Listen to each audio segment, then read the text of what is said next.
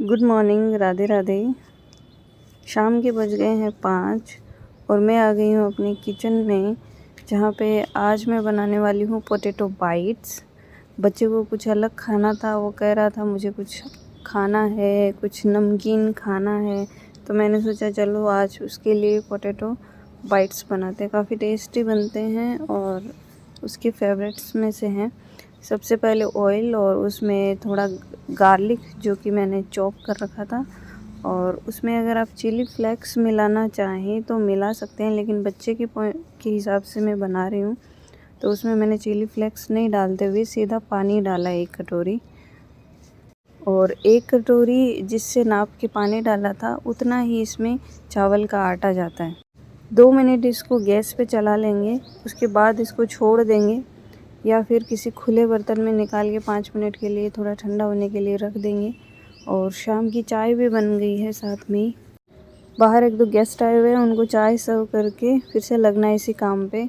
और इस रेसिपी के लिए आपको जो मेन इंग्रेडिएंट्स चाहिए वो है चावल का आटा और पोटैटो।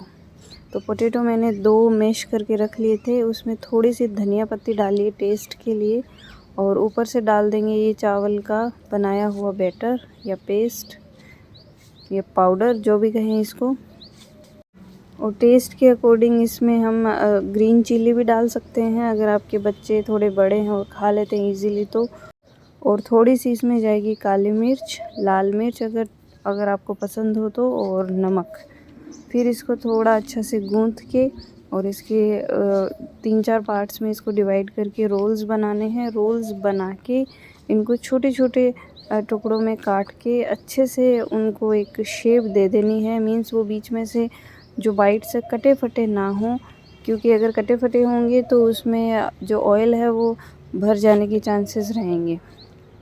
मैंने इनको कॉर्नफ्लावर के बिना ही बनाया है, हालांकि इतने वो दिखने में सुंदर नहीं बनते हैं, लेकिन ये कॉर्नफ्लावर इतना हेल्थ के पॉइंट ऑफ व्यू से अच्छा नहीं होता है, तो मैं बच्चे के लिए बना रही थी तो इसलिए मैंने डाला नहीं। आप डाल सकते हैं, अगर कॉर्नफ्लावर डाल के बनाएंगे तो ये बहुत ही सुंदर खिल के बनते हैं, क्योंकि कॉर्नफ्लावर से इनका सरफेस वो एकदम स्मूथ हो जाता है, जिसकी वजह से ये दिखने में बहुत सुंदर लगते हैं। तो ये बन के रेडी हो गए, बच्चे ने खा भी लिए। अब आज मैंने फिर से स्टार्ट की है फेस मसाज विद ऑयल्स। तो ये 2-3 महीनों पहले मेरी मसाज वगैरह का जो रूटीन था वो छूट गया था।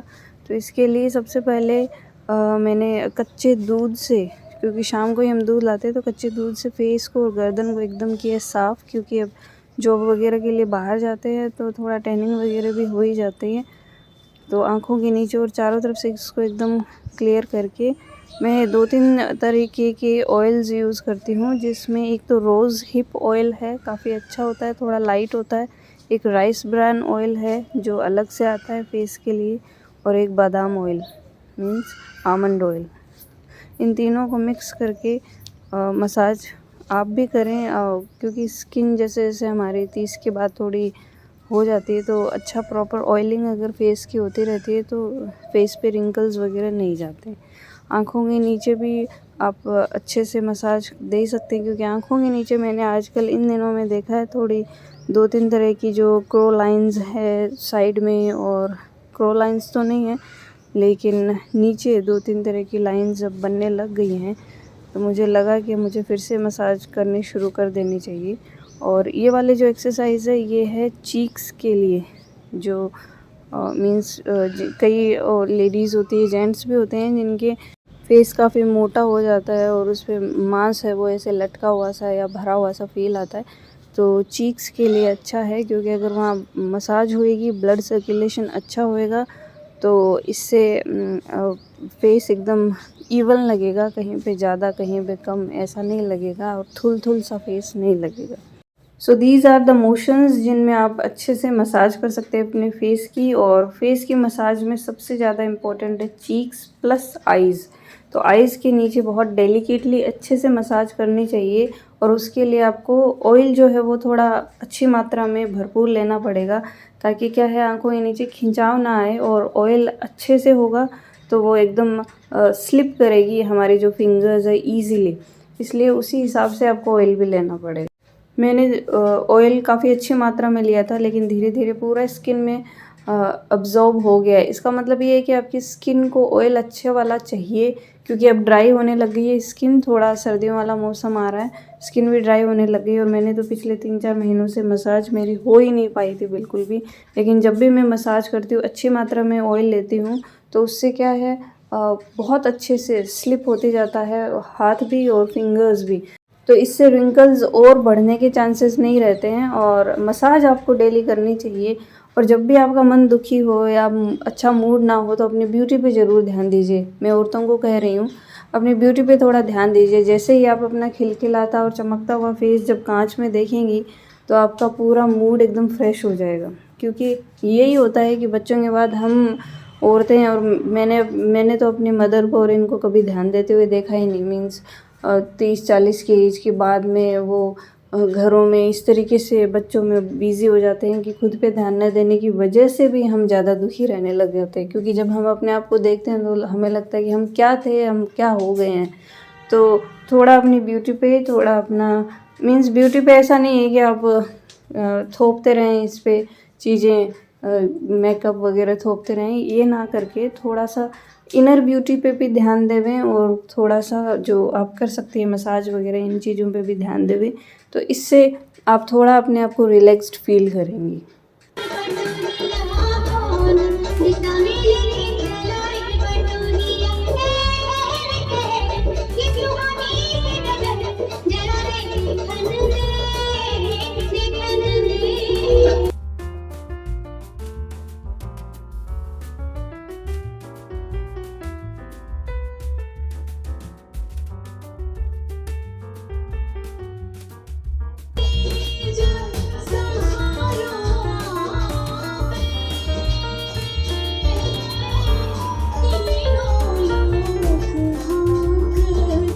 मसाज के बाद हल्का हल्का सा ऑयल हमारे फेस पे रह जाता है, तो उसी कच्चे दूध वाले कॉटन पैड से मैंने फिर से फेस को साफ़ कर लिया, तो एक्स्ट्रा ऑयल सारा निकल जाएगा। अब मैं लगाऊंगी फेस पैक, जिसके लिए मैंने ली है मुलेठी।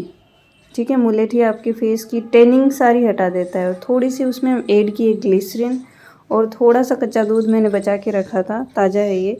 और ये मिला के एक पेस्ट बना के अच्छे से पूरे फेस पे ऑल ओवर हम इसको कर लेंगे अप्लाई।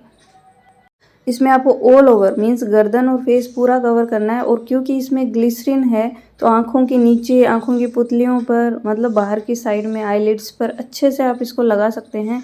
और कोई दिक्कत, कोई खिंचाव नहीं आता है। और स्किन आँखों के नीचे की भी काफ़ी सूद हो जाती है। तो आप ज़रूर ट्राई करिएगा इस पेस्ट को, आपको रिजल्ट्स अच्छे मिलेंगे। लेकिन उसके लिए आप पहले अच्छे से फेस को क्लिनजिंग मिल्क से या फिर कच्चे दूध से साफ़ करके फिर इसको ट्राई करें, स्किन चमकने लगेगी आपकी।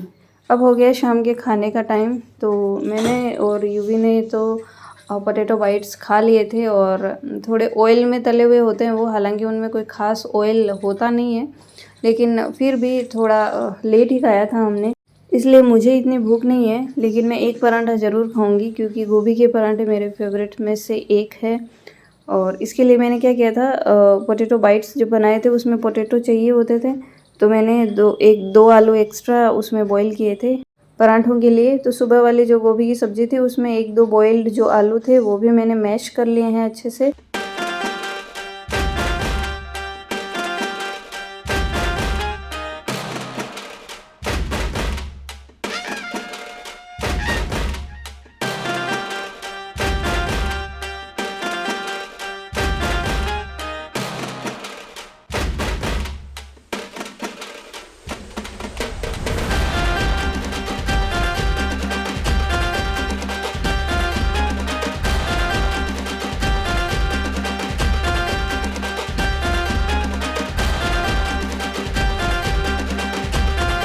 पराठे आप जब भी बनाएं, उसको ज़्यादा उठाएं ना, मीन्स उसको बार बार उठा के अगर आप घुमाएंगे बेलने के लिए, तो उसके टूटने के चांसेस रहेंगे। क्योंकि गोभी वगैरह है, फिलिंग काफ़ी सॉफ्ट होती है, इसलिए जो आपका रोलिंग बोर्ड है उसी को थोड़ा घुमाते हुए उसको बेल लेवे अच्छे से। मेरे हिसाब से ये ट्रिक सबको आती है, पर कई बार होता है हमारे दिमाग में ये चीज़ें नहीं आती है, इसलिए मैंने अपनी तरफ से कोशिश की है एक्सप्लेन करने की। तो इससे पराठा अच्छा बनता है, इवन बनता है, और ज़्यादा आपको बार बार उठा के उसको घुमाने की ज़रूरत नहीं रहती। आप रोलिंग बोर्ड को ही यानी चकले को ही आप थोड़ा थोड़ा घुमाते जाएंगे और उसको बेलते जाएंगे तो वो अच्छे से परांठा बनेगा और चिपकेगा भी नहीं।